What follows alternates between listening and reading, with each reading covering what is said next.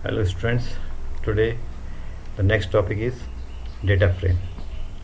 इससे पहले मैंने जो पढ़ाया था वो सीरीज़, आपने उसमें देखा होगा कि सीरीज़ में क्या होता है, सिंगल डायमेंशंस होता है। यहाँ पर डेटा फ्रेम डबल डायमेंशंस है। आपको यहाँ पर डिफरेंस समझना बहुत ज़रूरी है। वहाँ पर हम जो भी काम कर रहे थे एक सिंगल वैल्यूज़ पे काम होता है, होमोजीनियस जिसको हमने कहा था, और ये हेट्रोजीनियस है, मतलब इसमें मल्टीपल थिंग्स आ सकती हैं। जैसे नेम भी आ गया, आपने यहाँ देखा प्लेयर का नाम है, ये डेटा फ्रेम है। तो देखो इसमें number of rose and columns कितनी है, 3 रोज और 3 कॉलम्स हैं, और एक ये हाइडिंग है। ये हाइडिंग्स है, ये एक रो हो गई, ये विराट वाली दूसरी रो होगी, हार्दिक वाली तीसरी रो होगी। ये आईपीएल टीम का नाम भी आ गया इसमें। तो ये हम सीरीज़ में नहीं कर पाते थे, वहाँ पर हम एक ही तरह की वैल्यूज स्टोर कर सकते हैं, या तो ये ही स्टोर कर पाएंगे या ये। हाँ, वहाँ पे ये जरूर होता था इंडेक्स नंबर, ये यहाँ पर भी रहेगा। तो it is a two dimensional object that is useful in representing data in the form of rose and columns.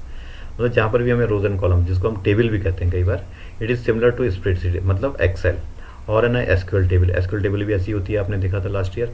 This is the most commonly use pandas object. Once we create store and data into the data frame, we can perform various operations that are useful in analyzing and understanding the data। मतलब एक बार हम data को अगर हम tabular form में लिया है तो उसके बाद हम कई सारा क्या ऑपरेशन उसमें कर सकते हैं। डिफरेंट एंगल से, डिफरेंट व्यूज़ में हम देख सकते हैं, एनालाइज कर सकते हैं डेटा को। इसकी कुछ प्रॉपर्टी यहाँ पे ये तो बता ही दिया हमने, कॉलम्स है और ये कॉलम के नेम है, ठीक है, और ये इसके इंडेक्स है, और ये डेटा है। टेबल के अंदर जो भी है वो सारा डेटा होगा। Data frame has a axis, इसमें एक्सेस पे काम किया जाता है। अगर हम एक्सेस 0 कहेंगे इसका मतलब रो, और एक्सेस अगर हम 1 कहेंगे तो इसका मतलब कॉलम। तो आप हमेशा ध्यान रखिए कि डेटा फ्रेम में एक एक्सेस होता है, एक्सेस में 0 का मतलब रो होता है और एक्सेस 1 का मतलब कॉलम होता है। रो और कॉलम में कंफ्यूजन होता है। ये जो वर्टिकल होते हैं वो तो कॉलम होते हैं, और जो हॉरिजॉन्टल है ये रो होती है, ठीक। इट इज़ सिमिलर, ये तो बता ही दिया मैंने आपको, कॉलम है। और डेटा फ्रेम कंटेन्स है हेट्रोजीनियस डेटा। इसमें हेट्रोजीनियस का मतलब वही है कि नेम भी है, टीम का नाम भी है, और उसका बेस प्राइस भी है, ठीक। और डेटा फ्रेम जो है का साइज भी म्यूटेबल होता है, और साथ साथ उसके वैल्यूज़ भी म्यूटेबल होती है। म्यूटेबल का मतलब चेंज हो सकता है। हम कई तरह से डेटा फ्रेम बना सकते हैं। We can create through data series, we can create data series through series, list, dictionary, to NumPy, 2D array. ये सब हमने 11th क्लास में पढ़े हैं। ये सीरीज तो अभी पढ़ा है हमने, लेकिन लिस्ट, डिक्शनरी और नमपाई 2D एरे, इनके सब के हम याद है, एक एक एग्जाम्पल लेंगे कि हाउ टू क्रिएट, ठीक है। तो पहले तो है आपका इंपोर्ट पांडा एसपीटी, कि एम्प्टी डेटा फ्रेम हम कैसे बनाएंगे। एम्प्टी का मतलब बिल्कुल एक डेटा फ्रेम बना के उसके अंदर कोई भी वैल्यूज़ नहीं है। तो सिंपली एक लाइब्रेरी को इंपोर्ट किया, पांडा एसपीडी, पीडी एक ऑब्जेक्ट लिया, एंड डीएफ, अगेन डीएफ का मतलब मैंने डेटा फ्रेम से लिया, आप एक्स ले सकते हो, वाई ले सकते हो, DF equal to data frame, और प्रिंट डीएफ। तो कॉलम प्रिंट हो गया, रो प्रिंट हो गई, क्योंकि उसके अंदर कोई वैल्यूज़ नहीं थी, इसके लिए एम्प्टी है। अब हम पहला वाला एग्जाम्पल लिखेंगे, सीरीज से हम कैसे बनाते हैं, how to create data frame from series. Simply जैसे आप सीरीज बनाते हैं, import pandas as pd, PD equal to series, बिल्कुल ऐसे बनाते थे सीरीज। अब इसको डेटा फ्रेम में कन्वर्ट करना है, DF equal to PD data frame S. तो देखो है तो ये भी सीरीज ही, लेकिन इसमें हम मल्टीपल वैल्यूज डाल सकते हैं, लेकिन अभी हमने एक ही वैल्यू डाली है, दैट इज ABCD। तो ये डेटा, ये किस में कन्वर्ट हो गया, डेटा फ्रेम में। तो ये डेटा फ्रेम है। तो सीरीज को हमने डेटा फ्रेम में डाला। तो जब भी हमें कोई डेटा फ्रेम बनाना पड़ता है तो एक ऑब्जेक्ट दिया, डीएफ इक्वल टू पीडी और डेटा फ्रेम एस। यहाँ पे हम चाहे डिक्शनरी लें, चाहे हम सीरीज लें, चाहे हम लिस्ट लें, या कोई भी लें, उसको हम इसके अंदर कॉल करके डेटा फ्रेम बना सकते हैं। फिर उसको प्रिंट एस किया तो एस से डेटा फ्रेम प्रिंट हो गया। ये एस की जगह हम डीएफ लेंगे तो भी यही आंसर आएगा, प्रिंट डीएफ मतलब डेटा फ्रेम।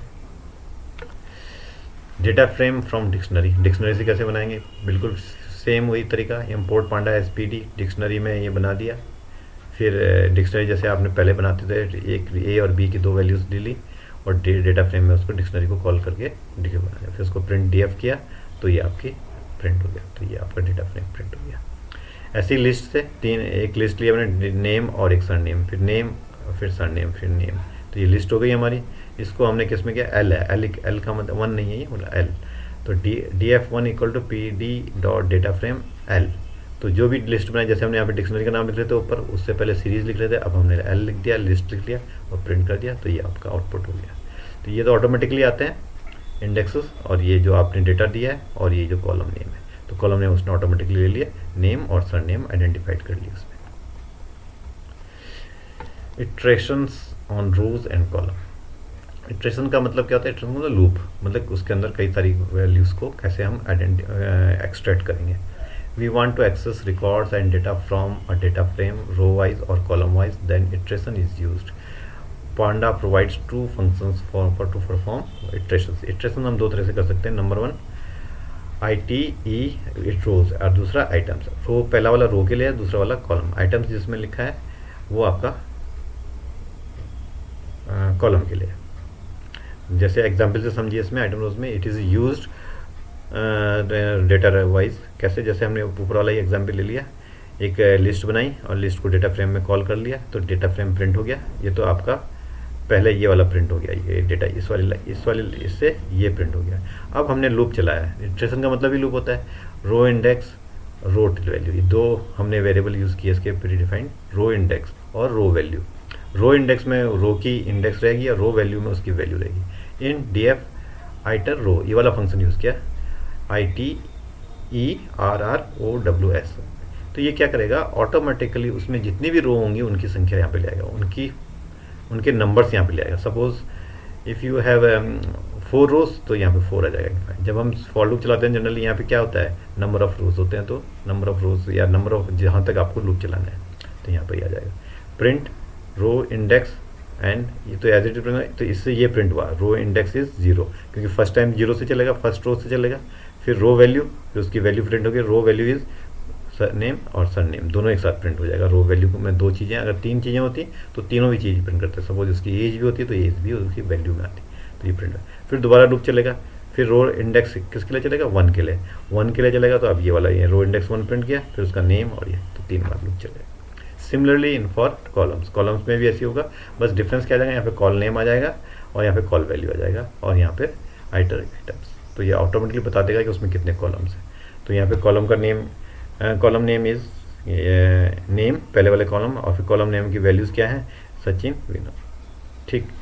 और फिर column name is sir name दूसरे कॉलम में आ गया. दूसरे कॉलम में क्या क्या वैल्यूज़ हैं उसको प्रिंट कर दिया. तो मतलब उसने कॉलम वाइज को डेटा प्रिंट किया. पहले फर्स्ट कॉलम प्रिंट किया, फिर उसके बाद सेकंड कॉलम प्रिंट किया. अगर 3 कॉलम होते तो फिर थर्ड वाले को करता. लूप अपना आप करेगा. मतलब प्रोग्राम आपका इतना रहेगा, केवल यहाँ पर नंबर ऑफ कॉलम्स आपके इंक्रीज हो जाएंगे. Select operations in data frame. अब इसमें जैसे to access the column data we can mention the column name as subscript. Subscript का मतलब यहाँ पर जो स्क्वायर ब्रैकेट्स में मैंने डाले हैं ये सबस्क्रिप्ट हो गया. तो df और empid ये कॉलम का नाम हो गया. This can also be done using df.empid either this or this one.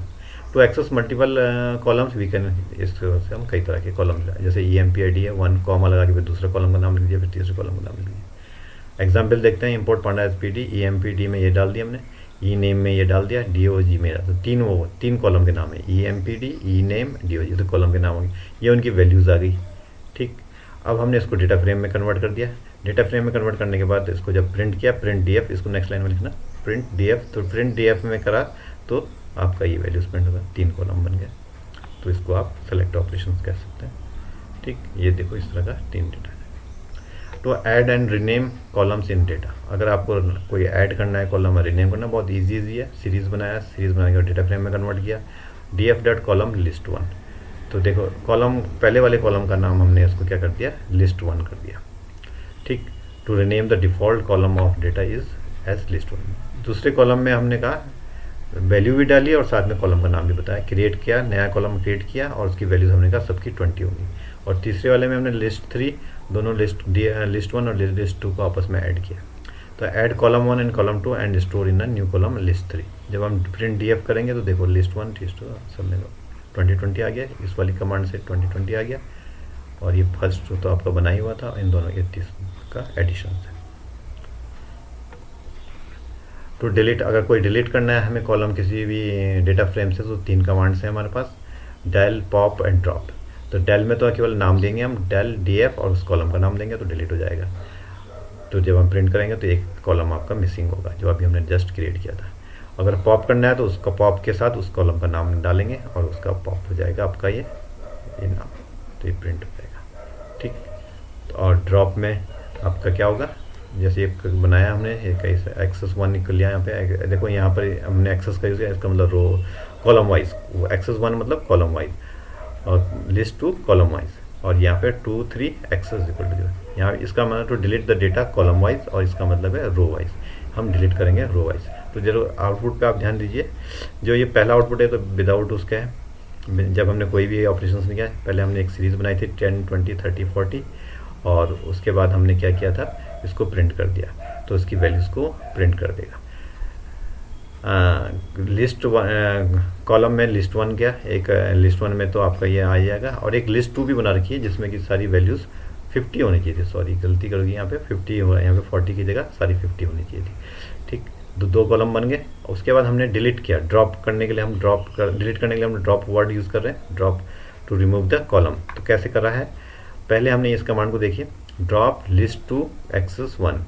Access 1 का मतलब कॉलम, तो पूरा ही कॉलम डिलीट हो जाएगा। तो ये 50 होना था जिसमें, उस पूरे कॉलम को उसने डिलीट कर दिया।